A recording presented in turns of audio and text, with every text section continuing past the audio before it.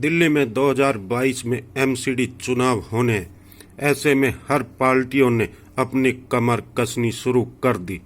राष्ट्रवादी Congress party ने आज दिल्ली के द्वारका सेक्टर 23 में राष्ट्रवादी पार्टी कांग्रेस पार्टी विलय समारोह का आयोजन किया, जिसमें एनसीपी के प्रदेश अध्यक्ष योगेंद्र शास्त्री, राष्ट्रीय युवा अध्यक्ष धीरज शर्मा, एनसीपी राष्ट्रीय महासचिव एवं नेता सुरेंद्र कमांडो समारोह में शामिल हुए। इस अवसर पर यूथ क्लब के अध्यक्ष वीरेंद्र सिंह चौधरी ने एनसीपी पार्टी के ऑफिस का उद्घाटन एवं एनसीपी के साथ शामिल हुए और अपने साथ हजारों कार्यकर्ताओं को भी एनसीपी में शामिल करवाया। सभी को पटका पहनाकर पार्टी में शामिल किया गया।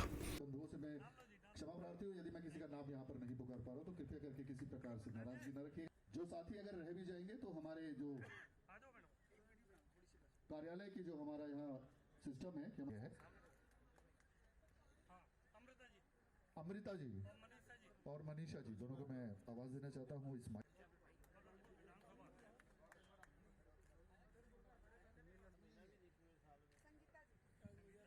सभी से गुजारिश करूंगा क्योंकि हम कार्यक्रम को आगे बढ़ाना चाहते हैं और जो कोई रह भी गए हैं तो हमारे कार्यालय में उनका जो है। इस मौके पर मीडिया से बात करते हुए एनसीपी के प्रदेश अध्यक्ष योगेंद्र शास्त्री, राष्ट्रीय युवा अध्यक्ष धीरज शर्मा, एनसीपी राष्ट्रीय महासचिव एवं नेता सुरेंद्र कमांडो व यूथ क्लब के अध्यक्ष वीरेंद्र सिंह चौधरी ने बात की और कहा कि हम आने वाले दिल्ली में 2022 में सभी सीटों पर अपने उम्मीदवार उतारेंगे और नई नीति के साथ कार्य करेंगे। जैसे कि लोगों ने देखा भी है कि सभी पार्टियों को दिल्ली में एमसीडी में देख चुके हैं, मगर हम युवाओं को साथ लेकर चलेंगे। आइए हम सुनाते हैं क्या कुछ कहना इन सभी का। आजाद तोमर की रिपोर्ट, हर खबर दिल्ली द्वारका सेक्टर 23। ऐसे पुलिस आनी चाहिए, ऐसी पुलिस चाहिए जो ईमानदार, शरीफ, अच्छे लोगों की मददगार हो। हमें ऐसा सिस्टम चाहिए जो सीमा रेखा पर ही आतंकवादियों को ढेर करे। हमें ऐसे लोग नहीं चाहिए। हमें ऐसी अदालतें चाहिए कि जैसे हॉस्पिटल होता है कि आप पट्टी कराने गए, एक नारा हो, क्योंकि बिखरे हुए लोगों को उनका हक नहीं मिलता। समझते क्यों नहीं आखिर हमारे लोग ये नुक्ता कि लुट जाते हैं वो राही जिन्हें रहबर नहीं मिलता, जिन्हें रहबर नहीं मिलता। राष्ट्रीय फाउंडेशन के अध्यक्ष भाई वीरेंद्र सिंह ने ज्वाइन किया है और इस परंपरा में बहुत सारे लोग आने वाले हैं। अनेक ऐसे व्यक्ति भी आएंगे जो पहले एमएलए और निगम पार्षद रहे हैं। उत्साह है लोगों में और परिवर्तन चाहते हैं। सबको देख लिया है तो जरूरी है कि नए लोगों को भी देखा जाए। हम मनमोहन जी, आपने मनमोहन सिंह जी की लगातार बात करी है, कांग्रेस की विचारधारा को आपने हमेशा अभी मंच पे भी रखा है, तो क्या अब आप राष्ट्रवादी कांग्रेस पार्टी में हैं, तो क्या उस विचारधारा से अभी आप मिले हुए हैं? क्या देखिए, अभी मन में आपके कांग्रेस पार्टी और राष्ट्रवादी पार्टी के सिद्धांत, नियम, विचारधारा सब एक है। उसमें कोई मुझे खंडन करने की जरूरत नहीं है। गैर सांप्रदायिक पार्टियां हैं दोनों में, और आर्थिक दृष्टि से या विदेशी दृष्टि से विदेश नीति में दोनों की एक ही तरह की भावनाएं हैं। सर जी, क्या लगता है कि आने वाले समय में क्या लगता है कि एनसीपी पार्टी यहाँ से उम्मीदवार निगम के चुनाव तैयारी कर रही है? क्या लगता है किन मुद्दों पे चुनाव लड़ा जाएगा निगम में आपकी तरफ से? देखिए, कई बार ऐसा लगता है कि कोई चीज़ अमृत जैसी है और उसका रिजल्ट होता है जहर जैसा, और कई बार जहर जैसा दिखता है लेकिन उसका रिजल्ट होता है अमृत जैसा। तो इस बात को आप समझ लीजिए। ठीक है। हमारे साथी वीरेंद्र सिंह जी ने आज अपने संगठन से के साथ में राष्ट्रवादी कांग्रेस पार्टी की सदस्यता ग्रहण करी है। और मुझे लगता है कि जिस प्रकार से पूरे दिल्ली प्रदेश से कोने कोने से सब लोग शरद पवार जी की नीतियों में भरोसा कर रहे हैं, राष्ट्रवादी कांग्रेस पार्टी में भरोसा कर रहे हैं, आने वाले कॉरपोरेशन के चुनाव में हम एक बड़ा विकल्प बन के दिल्ली प्रदेश के सामने हम उभरेंगे, ऐसा मुझे विश्वास है। किन मुद्दों पे चुनाव होगा सर दिल्ली में आपका? देखिए, मुद्दे तो आप खोजेंगे तो सैकड़ों मुद्दे हैं यहाँ पे। आप यहाँ पे सड़क की स्थिति देख सकते हैं, हॉस्पिटल्स की स्थिति देख सकते हैं। जिस तरीके से कोरोना काल में दिल्ली प्रदेश की जनता ने इतनी दुख तकलीफ सही है, आज प्रदूषण की आप स्थिति देख सकते हैं। सिर्फ और सिर्फ जुमलों की सरकार साबित हो रही है दिल्ली प्रदेश की भी और केंद्र की भी सरकार। मुझे लगता है राष्ट्रवादी कांग्रेस पार्टी एक ऐसा विकल्प बन के लोगों के सामने आएगी जो लोगों की एक्चुअल में दुख तकलीफ को कम करने का काम करेगी। माननीय शरद पवार साहब की नीतियां हमेशा देश को आगे बढ़ाने की नीतियां रही है।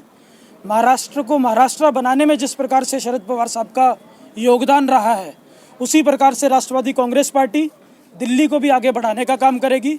और मुझे पूरा भरोसा है जो दिल्ली के एक्चुअल मुद्दे हैं उनके ऊपर हमारे सभी साथी सड़क से लेके हर जगह पे काम करने की कोशिश करेंगे और लोगों को मदद करने की कोशिश करेंगे। कांग्रेस के सबसे वरिष्ठ नेता, सबसे अनुभवी नेता डॉक्टर योगानंद शास्त्री जी एनसीपी में आया है। ये एक परिणाम का शुरुआत है, एक बदलाव का शुरुआत है कि दिल्ली के जितना भी जो अनुभवी है, जो दिल्ली के बारे में सोचता है, सारा राजनीतिक दल से कार्यकर्ता और नेता एनसीपी के वो आ रहा है। अभी इधर बोल चुका है कि कैसे केजरी वो केसरी है, कितना बड़े बड़े वादे किए थे। जब दिल्ली में दंगे हुए थे, जब दिल्ली में कोविड के वजह से लोग सड़क में उतर रहे थे, खाने के लिए कुछ नहीं थे, हम ना केंद्र सरकार को देगा ना राज्य का सरकार को देगा। इसलिए इधर एक बहुत बड़ा परिणाम का ज़रूरत है। इसी में अभी राष्ट्रवादी कांग्रेस पार्टी के प्रयास में है।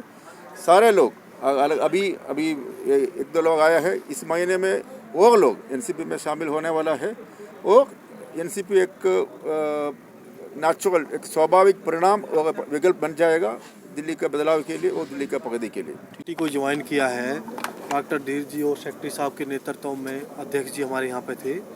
ये एक जो है बहुत बड़ा इस क्षेत्र से सेटबैक है बाकी पार्टियों को। और जिस तरीके से जो आइडियोलॉजी को लेके हम काम कर रहे हैं राष्ट्रवादी कांग्रेस पार्टी के लोग, आने वाला जो टाइम होगा उस चुनाव के अंदर, जो म्यूनसिपलिटी का चुनाव होगा दिल्ली के अंदर, उस पार्टियों का बाकी का हम यहाँ थोड़ा साफ कर देंगे। यहाँ अब लोगों को ना केजरी चाहिए ना केसरी चाहिए, लोगों को विकास चाहिए, भाईचारा चाहिए और जो है अच्छी जो है ना शिक्षा चाहिए। अब स्कूल की बिल्डिंग बनाने से, उसमें कमीशन खाने से थोड़ा ही होगा। स्कूल में टीचर अपॉइंट ही नहीं है, टीचर तनख्वाह के लिए दौड़ रहे हैं। तो हम उस चीज़ को लेके आने वाले चुनाव का बिगल जो है ना फूंक चुके हैं और जब आएगा चुनाव तो उसके अंदर इनको बिल्कुल इन पार्टियों को उखाड़ के फेंक देंगे। मैंने पहले ही बोला था कि कभी भी ना संघर्ष, आंदोलन, लहर, क्रांति, परिवर्तन, इंकलाब, इनकी कोई डेट फिक्स नहीं होती। ये जिस दिन आप ठान लेते हो उस दिन शुरू होता है।